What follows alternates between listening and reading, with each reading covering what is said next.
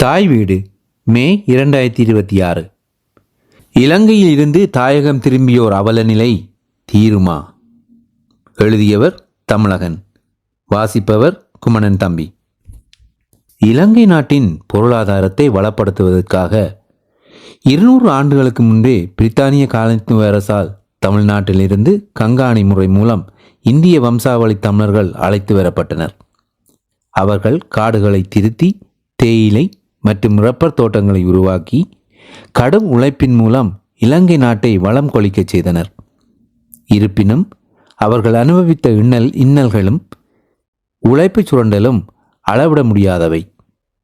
இலங்கை 1948 சுதந்திரம் பெற்றவுடன் இந்த மக்களின் பங்களிப்பை கருத்தில் கொள்ளாமல் புதிய அரசால் கொண்டுவரப்பட்ட இலங்கை குடியுரிமை சட்டம் மூலம் அவர்களின் குடியுரிமை மற்றும் வாக்குரிமை பறிக்கப்பட்டது. இது அம்மக்களை அரை நூற்றாண்டுக்கு காலத்திற்கு மேலாக நாடற்றவர்களாகவும் அரசியல் உரிமையற்றவர்களாகவும் மாற்றியது. இவ்வாறு வாக்குரிமை பறிக்கப்பட்ட மக்கள் 1964 ஆண்டு இலங்கை இந்திய அரசுகளால் ஏற்படுத்தப்பட்ட ஸ்ரீமா சாஸ்திரி ஒப்பந்தம் மூலம் இலங்கையில் வாழும் உரிமை மறுக்கப்பட்டு சட்டபூர்வமாக இந்திய குடியுரிமை வழங்கப்பட்டு அழைத்து வரப்பட்டனர். இவ்வாறு வந்தவர்களையே தாயகம் திரும்பியோர் என்று அழைக்கிறோம். இவர்கள் அகதிகள் அல்ல. இவ்வாறு 5.25 லட்சம் பேர் 1984 ஆண்டு வரை இந்தியாவுக்கு வரவழைக்கப்பட்டு மறுவாழ்வு திட்டங்களை பெற்றனர். இந்த மறுவாழ்வு திட்டங்களால் 100% தாயகம் திரும்பியோர் மட்டுமே பலனடைந்தனர். மீதமுள்ள 90% பேரின் நிலை இன்னும் மோசமானதாகவே உள்ளது. இவ்வாறு தாயகம் திரும்பிய மக்கள் மற்றும் அவர்களது வாரிசுகள் 20 லட்சம் பேர் வாழ்கின்றனர். இவர்களில் பெரும்பான்மையினர் தமிழ்நாட்டிலும் மற்றவர்கள் பிற தென் மாநிலங்களிலும் வாழ்கின்றனர். இவர்களில் சுமார் 5 லட்சம் பேர் நீலகிரி மாவட்டத்தில் வாழ்கின்றனர். இம்மாவட்டத்தில் உள்ள 3 சட்டமன்ற தொகுதிகளின் வெற்றியை தீர்மானிப்பவர்களாக தாயகம் திரும்பியோரே உள்ளனர். கோவையில் வால்பாறை பகுதி, திண்டுக்கல் மாவட்டத்தில் கொடைக்கானல், கன்னியாகுமரி மாவட்டத்தில் ரப்பர் தோட்டங்கள் முதலிய இடங்களில் கணிசமாக வாழ்கின்றனர். திருச்சி, புதுக்கோட்டை, பெரம்பலூர், நாமக்கல், ஈரோடு, திருப்பூர் போன்ற மாவட்டங்களிலும் தாயகம் திரும்பியோர் அதிக எண்ணிக்கையில் வாழ்கின்றனர். தமிழ்நாட்டின் அனைத்து மாவட்டங்களிலும் பரவலாக வாழ்கின்றனர். மறுவாழ்வு திட்டங்களின் தோல்வி. தாயகம் திரும்பிய மக்களுக்கு இந்திய ஒன்றிய அரசின் மறுவாழ்வு திட்டங்கள் மாநில அரசினூடாக வழங்கப்பட்டன. அவையாவன வியாபார கடன், வீட்டுக்கடன், அரசு வேலை, பொதுத்துறை நிறுவனங்களில் வேலைவாய்ப்பு, விவசாய திட்டங்கள், தேயிலை ரப்பர் பெருந்தோட்டங்கள், கல்வி, வேலைவாய்ப்பில் 2% இடஒதுக்கீடு, தொழிற்பயிற்சிகள், தாயகம் திரும்பியோர் கூட்டுறவு நிதி மற்றும் வளர்ச்சி வங்கி நலத்திட்டங்கள் போன்றவை மறுவாழ்வு திட்டங்களாக அறிவிக்கப்பட்டன. மறுவாழ்வு திட்டங்களின் மூலம் பயனடைந்த குடும்பங்கள். தமிழ்நாடு வியாபார கடன் மூலம் 77,445 பேர், வேளாண் கடன் மூலம் 3,275 பேர், தேயிலை தோட்டக்கழகம் 3,445 பேர், ரப்பர் தோட்டக்கழகம் 285 பேர், சிங்கோநாத் தோட்டம் 125 பேர், நூற்பாலைகள் சர்க்கரை ஆலைகள் 3,942 பேர், ரெப்கோ வங்கி நலத்திட்டம் 4,918 பேர், சுய வேலைவாய்ப்பு 526 பேர், வீட்டுக்கடன் 57,461 பேர், மொத்தம் 1,51,422 பேர். பிற மாநிலங்களில் குடியமர்த்தப்பட்ட குடும்பங்கள். கேரளம் 1599, ஆந்திரா தெலுங்கானா 1962, புதுச்சேரி 25, குஜராத் 1, மொத்தம் 4,575. இவ்வாறு வழங்கப்பட்ட மறுவாழ்வு திட்ட உதவிகள் முழுமையாக தாயகம் திரும்பியோரை சென்றடையவில்லை. இடைத்தரகர்களாலும் அரசு அலுவலர்களாலும் அபகரிக்கப்பட்டுவிட்டன. தற்போது கூலி தொழிலாளர்களாகவே தமிழ்நாட்டிலும் தென் மாநிலங்களிலும் வாழ்கின்றனர். மொத்த தாயகம் திரும்பியோரில் அரசு வேலைவாய்ப்புகளை பெற்ற 10% மட்டுமே வளமான மறுவாழ்வை பெற்றுள்ளனர். பிற மாநிலங்களில் உள்ள தாயகம் திரும்பியோரின் குழந்தைகள் தமிழ் வழியில் கல்வி பெற முடியாத நிலையில் உள்ளனர். இந்த குழந்தைகள் எதிர்காலத்தில் தாய்மொழியையே அறியாதவர்களாக மாறும் அவலம் உள்ளது. இலங்கை அகதியா? இந்திய நாட்டில் முன்னோர்கள் பிறந்த போதும் இலங்கை சென்று திரும்பி வந்தவர்களின் வாரிசுகளை இன்னும் தமிழ்நாடும் இந்தியாவும் சிலோன்காரர்களாகவே கருதுகிறது. அரசு அலுவலர்கள் மற்றும் காவல்துறையினர் இலங்கையர்களாக கருதுவதால் பல பாதிப்புகளை தாயகம் திரும்பியோர் சந்தித்து வருகின்றனர். மறுவாழ்வு திட்டங்களின் சவால்களும் தாயகம் திரும்பியோரின் அடிப்படை உரிமை கோரிக்கைகளும்.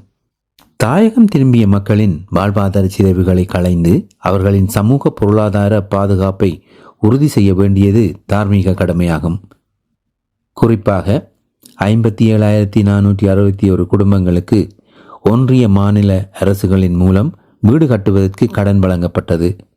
இந்தியாவில் தமிழ்நாட்டில் எவ்வித அறிமுகமும் அனுபவமும் இல்லாத மக்களை ஏமாற்றி இடைத்தரகர்களும் தனித்துணை வட்டாட்சியர் முதலிய அரசு அதிகாரிகளும் மேற்படி கடன் தொகையை எடுத்து சில இடங்களில் வீடுகளை அமைத்தனர்.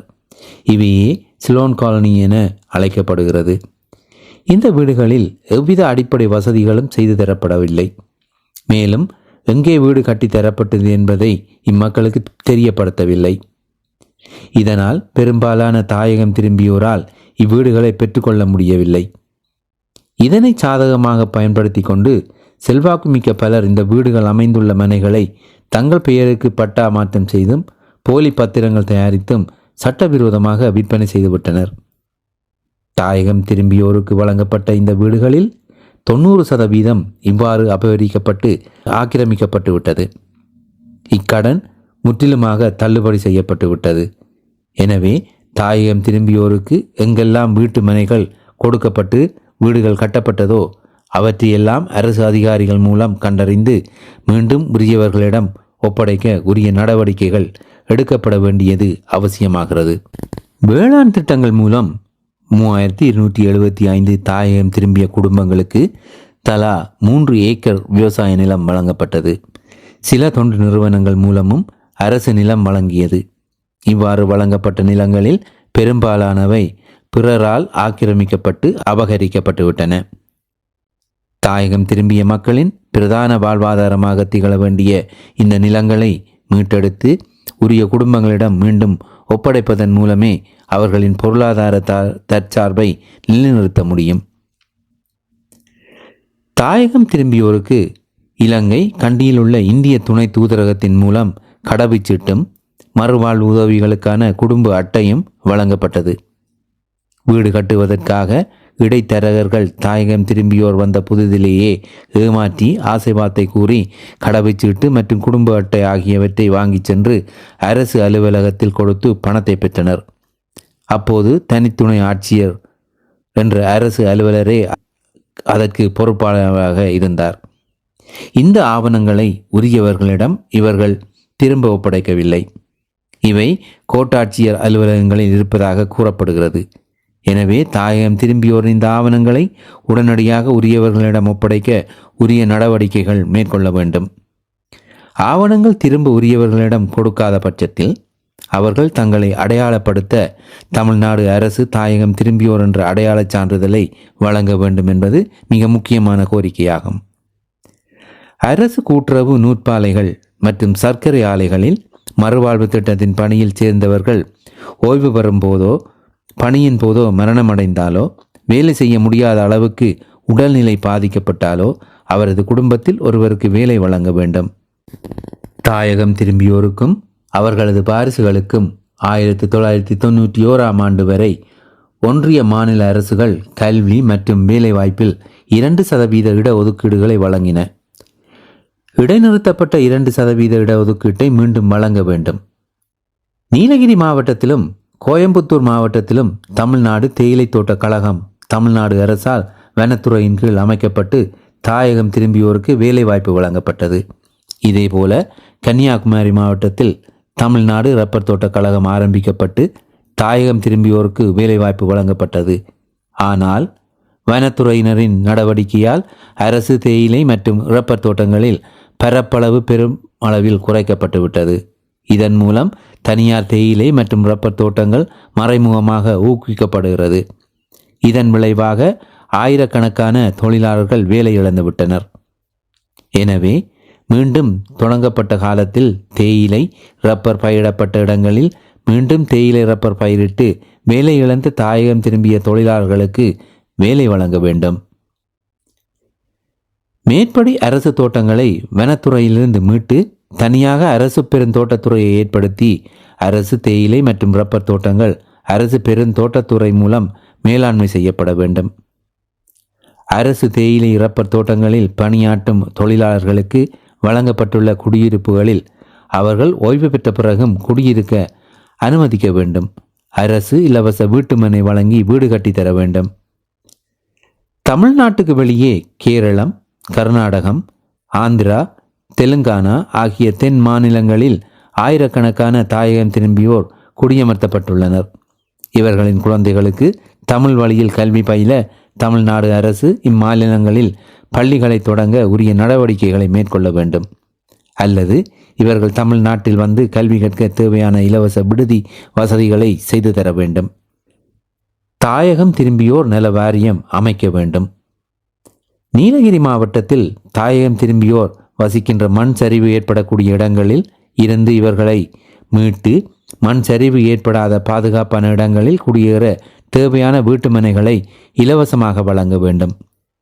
ஒன்றிய அரசு நிறுவனமான தாயகம் திரும்பியோர் கூட்டுறவு வளர்ச்சி வங்கியின் நிதியுதவி அளிக்கப்பட்டு அரசு கூட்டுறவு ஆலைகளில் தாயகம் திரும்பியோருக்கு வேலைவாய்ப்பு வழங்கப்பட்டது. இந்த ஆலைகள் பெரும்பாலும் மூடப்பட்டுவிட்டது. குறிப்பாக ஸ்ரீவில்லிபுத்தூர் கூட்டுறவு நூற்பாலை மூடப்பட்டு 400 தாயகம் திரும்பிய தொழிலாளர்கள் வேலையின்றி தவிக்கின்றனர். பல ஆலைகளில் தாயகம் திரும்பிய தொழிலாளி ஓய்வு பெறும் போது அவரது குடும்பம் வறுமையில் வாடுகிறது. எனவே கூட்டுறவு நூற்பாலைகளில் பணிபுரிந்து வேலை இழந்த தாயகம் திரும்பிய தொழிலாளர்களுக்கு இழப்பீடாக தலா ரூபாய் 10 லட்சம் வழங்க வேண்டும். தமிழ்நாடு அரசு அலுவலகங்களிலும் காவல்துறையிலும் தாயகம் திரும்பியோரை இலங்கை அகதிகளாகவே கருதுகின்றனர். அகதிகள் இந்திய குடியுரிமை இல்லாதவர்கள். தாயகம் திரும்பியோர் இந்திய குடியுரிமை பெற்றவர்கள். தாயகம் திரும்பியோருக்கு இந்திய குடிமக்களுக்கான அனைத்து உரிமைகளும் உண்டு. ஒன்றிய அமைச்சராகவும் தமிழ்நாடு சட்டமன்ற உறுப்பினராகவும் நாடாளுமன்ற உறுப்பினராகவும் மாவட்ட ஆட்சியராகவும் தாயகம் திரும்பியோர் உயர் பொறுப்புகளை வகித்துள்ளனர். எனவே தாயகம் திரும்பியோர் இந்தியர்களே. எனவே எந்தவொரு சூழ்நிலையும் தாயகம் திரும்பியோரை இலங்கை அகதிகள் என்று கருதுவதையோ குறிப்பிடுவதையோ தவிர்க்க வேண்டும் என்ற ஒரு அறிவிப்பை அல்லது அரசாணையை வெளியிட வேண்டும். ஒட்டுமொத்தமாக பார்க்கையில் தாயகம் திரும்பிய மக்களின் இக்கோரிக்கைகள் வெறும் சலுகைகளுக்கான வேண்டுதல்கள் அல்ல. அவை பல தசாப்தங்களாக மறுக்கப்பட்டு வரும் நீதிக்கான அறக்குரலாகும். ஆக்கிரமிக்கப்பட்ட நிலங்களை மீட்டெடுத்தல், முடங்கி கிடக்கும் அடிப்படை ஆவணங்களை உரியவர்களிடம் ஒப்படைத்தல் மற்றும் சட்டபூர்வமான அடையாள அங்கீகாரத்தை உறுதி செய்தல் ஆகிய காத்திரமான நடவடிக்கைகள் மூலமே இவர்களின் வரலாற்று காயங்களை ஆற்ற முடியும். ஒரு நவீன ஜனநாயக சமூகத்தில் இந்நாட்டின் முறையான குடிமக்களாக தாயகம் திரும்பியோர் தங்களின் அடிப்படை உரிமைகளுக்காக தார்மீக போராட்டத்தை தொடர்வது ஆரோக்கியமானதல்ல. எனவே ஒன்றிய மற்றும் மாநில அரசுகள் ஒருங்கிணைந்து காலக்கெடுவுடன் கூடிய ஒரு சிறப்பு மறுவாழ்வு திட்டத்தை நடைமுறைப்படுத்த வேண்டும். இதுவே இவர்களின் வாழ்வாதாரத்திலும் சமூக அந்தஸ்திலும் நிலையான மாற்றத்தை ஏற்படுத்தி தங்களின் சொந்த தேசத்தில் கண்ணியத்துடன் வாழ்வதை உறுதி செய்யும். நன்றி.